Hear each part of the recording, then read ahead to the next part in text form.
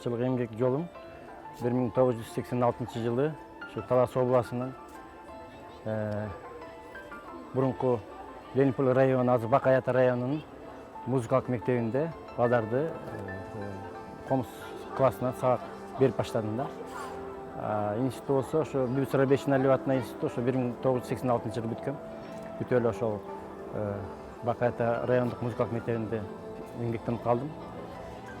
Анан бир жылдан кийин эле ошо биздин областта негизи жалпы республика боюнча эл чыгармачылыгынын бүткүл союздук фестиваль башталып калды. Ошол фестивалдын рамкасында үй бүлөлүк ансамбльдердин конкурсу болуп калды. Ошол үй бүлөлүк ансамбльдин конкурсунда ошо мен биринчи жолу өзүмдүн эгиз карындаштарым Мунара Чынара менен ошол конкурска катышып биринчи орунда жеңип алып, республикалык ошо конкурска да барып катыштым. Аяктан да биринчи орунду алып, анан биринчи ошо эл чыгармачылыгынын бүткүл союздук биринчи фестивалдын лауреаты болуп калдым.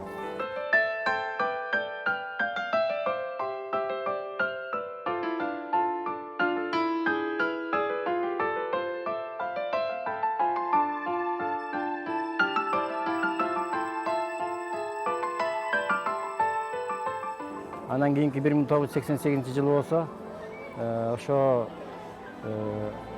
Чыңгыз Айтматов атабыздын биринчи чыгармасы фин тилинде которулуп, ошо Финляндия Республикасында өзүнүн алдында уюшулган Мурас фольклордук ансамбль түзүлүп, биздин Талас областы боюнча. Ошол ансамбльге мен дагы ошол эгиз карындаштар менен кошулуп, ошо Финляндия Республикасына барып ойноп келдик. Андан кийин ошо союз убагында ошондой конкурстар көп болор эле. Ошол фестивалда анан дагы эң чоң крупный мындай чоң фестивалдардын бири 9 кайрык конкурсу болду. Ошо 9 кайрыктарда дагы мен дайым ошо өзүмдүн эгиз карындаштарым менен фольклордук ошо топтун арасынан ошо үй бүлөлүк ансамбль менен дайым чыгып жүрдүм. Мен ушу мектепте 2009 жылдан бери иштеп атам. Балдар менен комус ириминде балдар менен иштөө мен үчүн абдан жагат. Анткени мен ошол кезипти ошо бала кезимден эле ушуну ошо ойлоп келчүмүн да. Азыр эми бул мектепте менде азыр балдарым көп, окуучуларым көп. Азыр 2 группа азыр жанында окуп атат. Андан кийинки да түштөн кийинки дагы группалар бар. Алар дагы өздөрүнүн сабагына келишмекчи.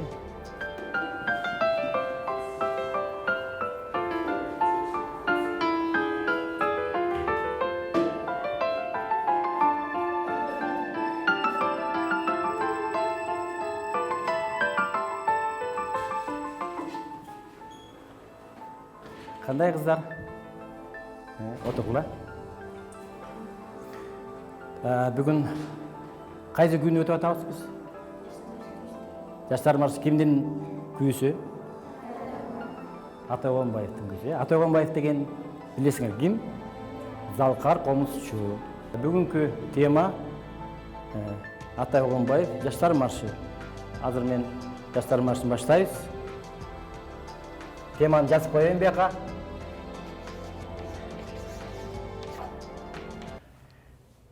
Кыздар, азыр ошо Атай Огонбаевдин жаштар маршын биз аягына чейин бүткөнбүз.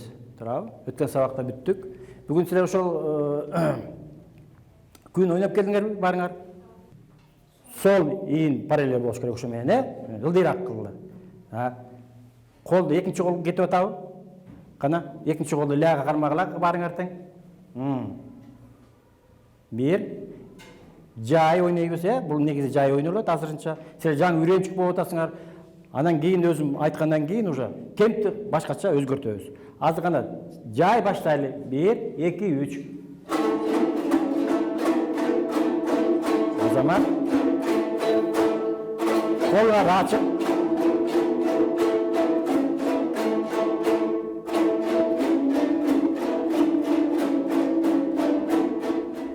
Мен бул 31-школ гимназияда ошо 10 жылдан ашып калды. Ошо 10 жылдан ашык убакыттын ичинде ушу балдарга ошо комуз ирими боюнча сабак берип келатам. Ошо жылдардан бери менде көп эле окуучуларым бар. Азыр эсептесем бир 30-40 окуучулар азыр менде окушат. Көптөгөн чоң мындай мектептен концерттерине катышып атат. Негизи биздин школага ошо сырттан көп коноктор келет. Ошо мен неге бул окуучуларды көбүрөөк кылып үйрөтүп атам, көбүрөөк ансамбль кылып атам? Анткени ошо бизде Кытай тили бар, Корей тили бар. Ошолордун элчиликтери жылда бизге келип, ушундай эмне үйрөнүп аткандары тууралуу көрүп, ошо концерттерди көрүп кетишет да, ошого биз аябай көп кызуу даярданабыз да. Ошого дайым менин окуучуларым биринчилерден болуп, ошо 15-20 окуучуларды алып чыгып ойноп беришет. Андан сырткары дагы ошо Бишкек күнү ушундай баягы өтүүчү мероприятиялар көп да. Ошолордун баарына биздин мектептен окуучуларыбыз дайым катышып турат. Номер 31 мектеп гимназиясынын Комуз ириминин жетекчиси, билим менен, илим менен, маданий, руханий өнөр дүйнөсүн айкалыштырган мына ушундай агаларыбыз, агайларыбыз бар болсун, эжелерибиз бар болсун, сыйлык кут болсун. Бул кыздар кийинки мына жакын арада эле келген кыздарым, сентябрдан баштап окуп атасыңар, мына бир айдын убакыт болду, бирок бир айдын ичинде булар жакшы уже оң колу, сол колу постановкалары туура тартипке келип калдык, Азыр гана так Азима көрөйүн, сен ойноп келдиңби? Кана лянын нотасы кайсы жерде? Кандай кармаш керек колду? Маманы көрдүңбү? Үстүндө мындай туруш керек, Кана ойночу, кана кайсы нотадан баштайбыз биринчи? Ля, анан си, так ойноп берчи кана. Ля, си, до, ля, ля, төрт, си, анан ля, си, до, си, ля, так. Комуздан ноталардын баарын үйрөндүңбү? Билесиңби ноталарды? Негизи мен мисалы үчүн бул мектепке жалгыз өзүм эле келсем, азыр менин артымда 30-40 жакын окуучуларым бар. Бул ошо баягы мугалим өмүрлүү дарак дегендей, ошол кылган эмгегим, менин ошолорго болгон сүйүүм, өзүмдүн жумушума болгон сүйүүм артып, ошо азыр жакшы ийгиликтерге жетип атам. Мен ошол сыймыктанам, ошо артымда ушунча окуучуларым бар экенине. Булар дайым ошо мени уят кылбастан, ар бир кандай концерт болобу дайым ошо аткарып келишет.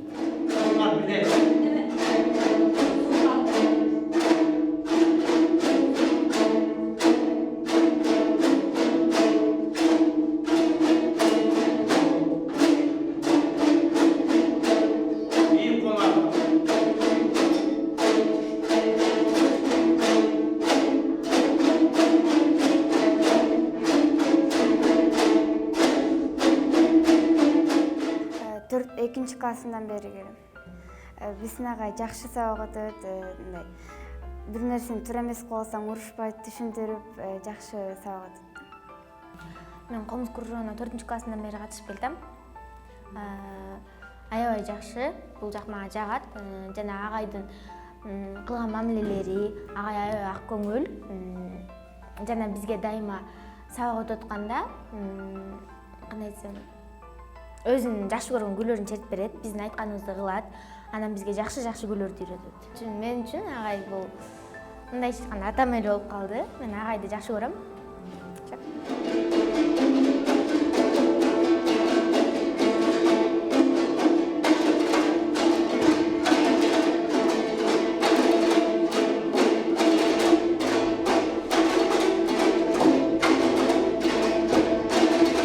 Балдар үчүн бул бир четте кыйын, бир четте баягы өзүң кесибин сүйгөндөн кийин, ал кыйынчылык бар тең ошол жеңип кетет да, ошо баардык нерсени. Эртең менен кечке ушу Комуз менен болом, ушу балдар менен. Анан эң кыйыны ушул баягы жаңы балдарды алып атабыз, сентябрдан баштап алабыз. Алар эчтеке билбей келет. Анан келгенде кандай комуз карматышты, кандай ойнотушту, оң кол кандай болуш керек, сол кол ошентип отуруп, ушу бир ай ичинде чынында биз ошо кыйналып кетем да, ошо балдарды жолго салганчачы. Анан ошо бир айдын ичинде анан кийин бала өзү билинип калат.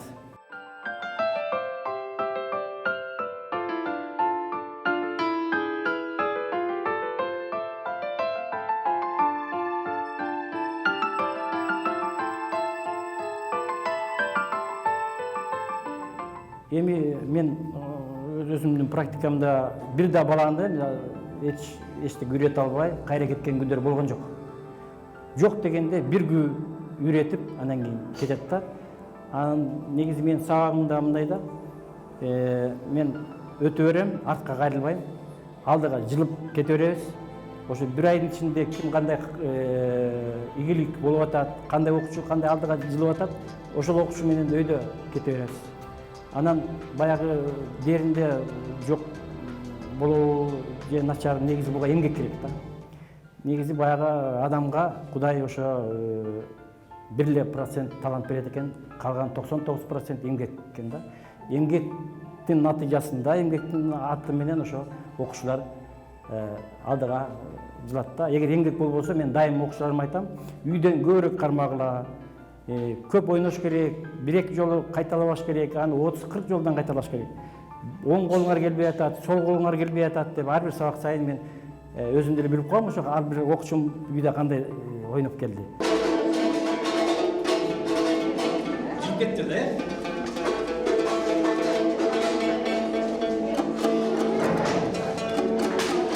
Биздин агайыбыз эң алдыңкы мыкты мугалимдерден болот. Аябай сапаттарын айтсам, аябай жоош, таланттуу, балдар менен ушундай жакшы берилип, өзү музыканы ушунчалык терең, кыргыз күйлөрдү, кыргыздын ырларын, жазуучуларын, акындарын ушунчалык балдарга терең кылып түшүндүрүп айтып берет. Ошо себептен го биздин балдарыбыз баягы комуз боюнча кыргыздын күйлөрүн аябай сонун берилип, баягы аябай терең сезим менен чертип беришет да. Агай аябай жакшы сапаттары бар да. Биз айтабыз, жаш келген мугалимдерге биз агайдын ушундай жакшы бир сапаттарын көргөзүп, үйрөнгүлө деп атабыз да. Үлгү катары жаш мугалимдерге алдыңкы мугалим деп тааныштырабыз.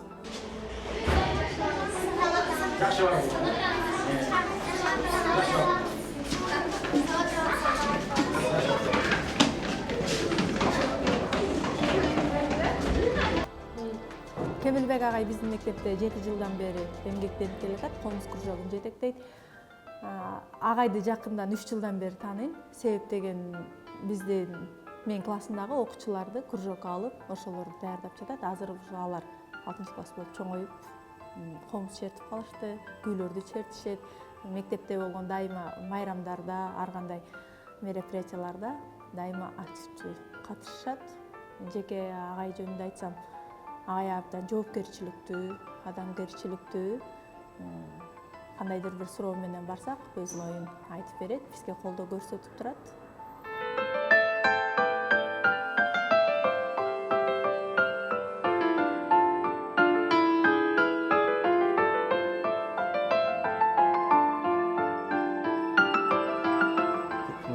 Ошо өзүмдүн үй бүлөм тууралуу айтып кетсем, ошо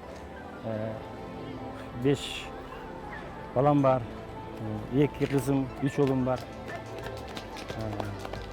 Анан эми ошо комуз кармаган, ошо эң кичинекей эле уулум болуп калды. Ошо эң кенже уулум комуз кармап калды, комуз ойнойт. Өзү музыкалык мектепти бүткөн. Ошо комуз бөлүмүн бүттү, азыр 11-класста окуп атат. Анан калган балдарым ошо өзүлөрүнүн башка кесиптери боюнча кетишти. Бизге ошо Медетов агай эң биринчи ошол Медетовдун Жаш толкун деген күйсүн үйрөттү эле, ошол күйүнү ойноп берди.